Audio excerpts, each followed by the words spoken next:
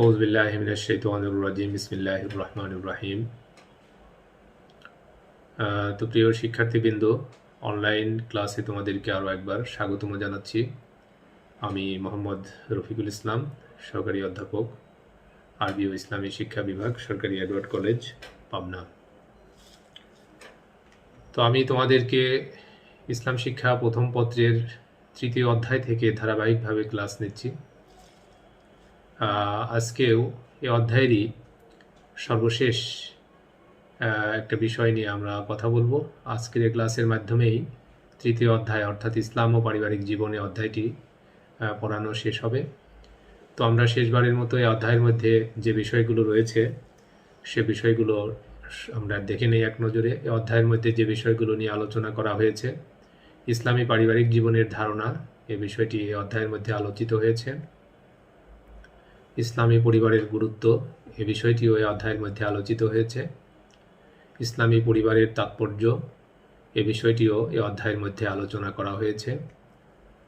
ইসলামের আলোকে পরিবারের সদস্যদের অধিকার, দায়িত্ব, কর্তব্য, এ বিষয়টির অনেকগুলো ক্লাস, এ বিষয়ের উপরই অনেকগুলো ক্লাস আমরা করেছি বিভিন্নভাবে, খণ্ডিতভাবে। সর্বশেষ আমরা আজকে যে বিষয়টি নিয়ে কথা বলবো, নৈতিক ও মানবিক জীবন গঠনে পরিবারের ভূমিকা। তো আজকে আমরা এই বিষয়টি নিয়েই আলোচনা করব, নৈতিক ও মানবিক জীবন গঠনে পরিবারের ভূমিকা। তাহলে নৈতিক এবং মানবিক জীবন গঠনে পরিবার কি কি ভূমিকা পালন করে থাকে, এই বিষয়গুলো নিয়েই আমরা আজকে ক্লাসে আমরা আলোচনা করব। তো আশা করছি তোমরা ধৈর্য এবং মনোযোগ সহকারে আজকের এই ক্লাসটি উপভোগ করবে। নৈতিক ও মানবিক জীবন গঠন। আমরা জানি যে মানুষের নৈতিক চরিত্র এবং মানবিক যে মূল্যবোধ, এটা মানব জীবনের জন্য সবচেয়ে বড় সম্পদ। একটা আদর্শ মানুষ হিসেবে গড়ে ওঠার জন্য, একটা খাঁটি মানুষ হিসেবে, প্রকৃত মানুষ হিসেবে, সফলকাম মানুষ হিসেবে গড়ে ওঠার জন্য এই গুণাবলীগুলো অবশ্যই অর্জন করতে হবে। নৈতিকতার দিক থেকে, মানবিক মূল্যবোধের দিক থেকে পরিপূর্ণ রূপে গড়ে উঠতে হবে। আর এই গুণাবলীগুলো অর্জনের ক্ষেত্রে পরিবার গুরুত্বপূর্ণ ভূমিকা পালন করে থাকে। তো পরিবারের এই যে গুরুত্বপূর্ণ ভূমিকা, এই বিষয়টি নিয়েই মূলত আমরা আলোচনা করব আজকের এই ক্লাসে। তো আমরা জানি যে পরিবারের মধ্যে সবচেয়ে সর্বপ্রধান ভূমিকা পালন করে থাকে স্বামী এবং স্ত্রী। অর্থাৎ স্বামী স্ত্রীর মাধ্যমেই একটা পরিবারের সূচনা হয়ে থাকে, একটা পরিবারের যাত্রা শুরু হয়ে থাকে। স্বামী স্ত্রীর মাধ্যমেই পরিবারের সদস্য হিসেবে সন্তানের আগমন ঘটে। এভাবেই একটা পরিবারের মধ্যে আরও থাকে পিতামাতা, আরও থাকে ভাই বোন, আরও আত্মীয় স্বজন, মিলেই কিন্তু একটা পরিবার গড়ে ওঠে। তো ইসলামী পরিবারের জন্য, ইসলামী পরিবার মানুষের যে নৈতিক মূল্যবোধ, মানুষের যে মানবিকতা, এটা গঠনের ক্ষেত্রে ইসলামী পরিবার যে ভূমিকা পালন করে থাকে, অত্যন্ত গুরুত্বপূর্ণ ভূমিকা পালন করে থাকে, সে বিষয়গুলোই আমরা মূলত আজকের এই ক্লাসে আমরা ধারাবাহিকভাবে আলোচনা করব। তো প্রথম যে ভূমিকা পালন করে থাকে সেটি হচ্ছে বিশ্ব প্রকৃতির শাশ্বত রূপ। আমরা জানি যে ইসলামী পরিবার হচ্ছে বিশ্ব প্রকৃতির একটা শাশ্বত রূপ। বিশ্বব্রহ্মাণ্ড, এই বিশ্বব্রহ্মাণ্ডের মধ্যে মানবজাতি হচ্ছে কেন্দ্রীয় চরিত্রে রয়েছে। মানবজাতি হচ্ছে আশরাফুল মাখলুকাত হিসেবে আল্লাহ তাআলা মানবজাতিকে পৃথিবীতে পাঠিয়েছেন। এই মানবজাতির পূর্বে আরও একটা জাতি পৃথিবীতে ছিল, তারা হচ্ছে জিন জাতি। আল্লাহ তাআলা পবিত্র কোরআনে বলেছেন, ওমা খালাকতুল জিন্না ওয়াল ইনসা ইল্লা লিয়াবুদুন, আমি মানুষ এবং জিন জাতিকে আমারই ইবাদতের জন্য, আমারই দাসত্ব করবার জন্য সৃষ্টি করেছি। তো এই মানুষকে আল্লাহ তাআলা এ বিশ্ব চরাচরের প্রধান হিসেবে সৃষ্টি করেছেন, আল্লাহ তাআলার প্রতিনিধি হিসেবে পৃথিবীতে প্রেরণ করেছেন। তো এই জন্যই ইসলামী পরিবার, আর মানুষ যেহেতু একাকী বসবাস করতে পারে না, একাকী জীবনযাপন করতে পারে না, এই জন্য মানুষ পরিবারবদ্ধভাবে জীবনযাপন করে থাকে। আর এই পরিবারে, আর এই বিশ্ব পরিবারে শাশ্বত রূপ হচ্ছে ইসলামী পরিবার। বিয়ে ও দাম্পত্য জীবন বিশ্ব প্রকৃতির এক স্বভাবসম্মত বিধান। এই যে বিবাহের ব্যবস্থা, এই যে দাম্পত্য জীবনের ব্যবস্থা, এই ব্যবস্থাটা ইসলাম নির্ধারণ করে দিয়েছে।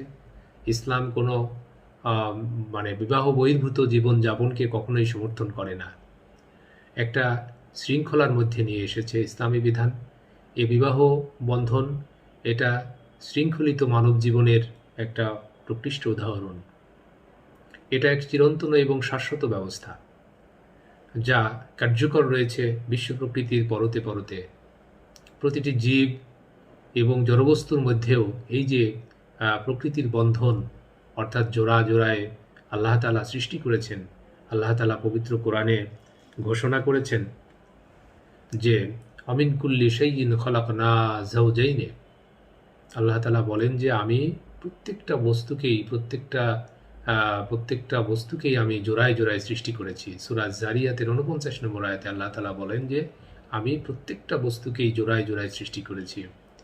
অর্থাৎ একজন পুরুষ এবং একজন নারী, এই যে সমন্বয়, এই সমন্বয়ে আল্লাহ তাআলা সৃষ্টি করেছেন প্রত্যেকটা প্রাণীকে, মানব সহ প্রত্যেকটা প্রাণীকেই আল্লাহ তাআলা এভাবে, এবং জীব জগৎ এবং প্রাণী জগৎ, উদ্ভিদ জগৎ, প্রত্যেকটা বস্তুকেই আল্লাহ তাআলা জোড়ায় জোড়ায়, এমনকি উদ্ভিদের মধ্যেও কিন্তু এমনিভাবে জোড়া রয়েছে। অর্থাৎ স্ত্রী এবং পুরুষ, এই যে একটা বিষয় এটা রয়েছে। অর্থাৎ আল্লাহ তাআলা পবিত্র কোরআনে এই বিষয়টি সুস্পষ্টভাবে উল্লেখ করেছেন যে আমিন কুল্লি শাইইন খলাকনা যাওজাইন, অর্থাৎ আমি প্রত্যেকটা বস্তুকেই জোড়ায় জোড়ায় সৃষ্টি করেছি। আল্লাহ তাআলা পবিত্র কোরআনে আরও এক জায়গায় বলেছেন জাআলা লাকুম মিন আনফুসিকুম আজওয়াজান মিনাল আনআমি আজওয়াজান ইয়াজরাউকুম ফিহি। অর্থাৎ এখানে আল্লাহ তাআলা বলতেছেন যে আমি তোমাদেরকে, অর্থাৎ আল্লাহ তাআলা তোমাদেরকে সৃষ্টি করেছেন তোমাদেরই মধ্য থেকে একজন জোড়ার হিসেবে। অর্থাৎ আল্লাহ তাআলা তোমাদের জন্য তোমাদেরই মধ্য থেকে একজনকে জোড়া হিসেবে সৃষ্টি করেছেন, এবং প্রাণীদের মধ্যেও এমনিভাবে আল্লাহ তাআলা জোড়া হিসেবে জোড়া দিয়ে সৃষ্টি করেছেন, জোড়ায় জোড়ায় সৃষ্টি করেছেন।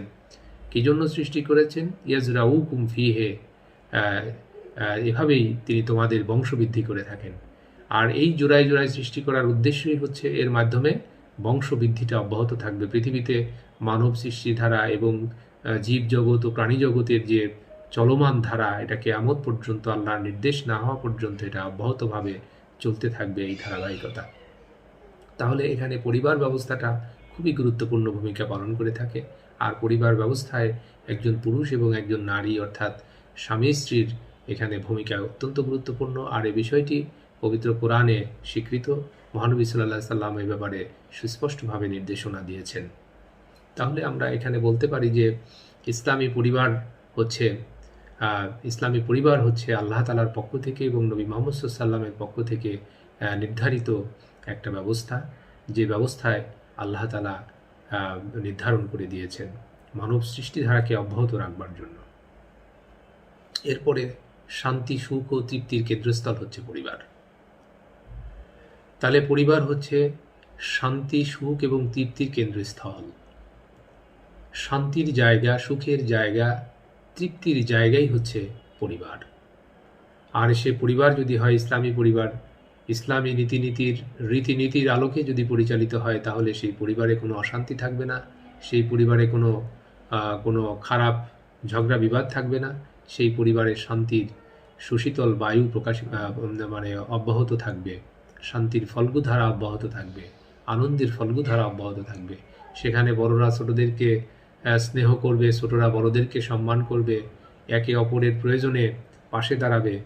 এই পদ্ধতিটা ইসলামী পরিবারে অব্যাহত থাকবার কারণেই ইসলামী পরিবার সুখ, শান্তি এবং তৃপ্তির কেন্দ্রস্থলে পরিণত হয়। আর এই ব্যাপারে আল্লাহ তাআলা পবিত্র কোরআনে বলেছেন যে খালাকা লাকুম মিন আনফুসিকুম আজওয়াজান লিতাসকুনু ইলাইহা ওয়া জাআলা বাইনাকুম মাওয়াদ্দাতান ওয়া রাহমাতান। আল্লাহ তাআলা এখানে বলতেছেন যে খালাকা লাকুম, আল্লাহ তাআলা তোমাদেরকে সৃষ্টি করেছেন, আল্লাহ তাআলা তোমাদেরকে সৃষ্টি করেছেন তোমাদেরই মধ্য থেকে একজন জোড়াকে। আল্লাহ তাআলা তোমাদের জন্য তোমাদেরই মধ্য থেকে একজনকে জোড়া হিসেবে সৃষ্টি করেছেন। কেন সৃষ্টি করেছেন? লিতাসকুনু ইলাইহা, যাতে তোমরা তার থেকে শান্তি, প্রশান্তি লাভ করতে পারো। অর্থাৎ একে অপরের প্রশান্তি লাভের জন্য আল্লাহ তাআলা তোমাদেরকে জোড়া হিসেবে সৃষ্টি করেছেন। ওয়া জাআলা বাইনাকুম মাওয়াদ্দাতান ওয়া রাহমাতান, এবং তিনি তোমাদের মাঝে ভালোবাসা ঢেলে দিয়েছেন এবং দয়া, অনুকম্পা এটা তিনি জাগিয়ে দিয়েছেন, মহব্বত সৃষ্টি করে দিয়েছেন, মহব্বতের ফল্গুধারা তিনি সৃষ্টি করে দিয়েছেন। এটা সূরা রুমের 21 নম্বর আয়াতে আল্লাহ তাআলা এই বিষয়টি উল্লেখ করেছেন। তাহলে ইসলামী পরিবার হচ্ছে সুখ, শান্তির কেন্দ্রস্থল, এটা পবিত্র কোরআনে আল্লাহ তাআলা বলে দিয়েছেন। আর এটা বৈবাহিক বন্ধনের মাধ্যমে এই শান্তি এবং সুখ এটা অর্জিত হয়ে থাকে। তো প্রিয় শিক্ষার্থীবৃন্দ, আশা করি তোমরা বিষয়টি বুঝতে পেরেছ।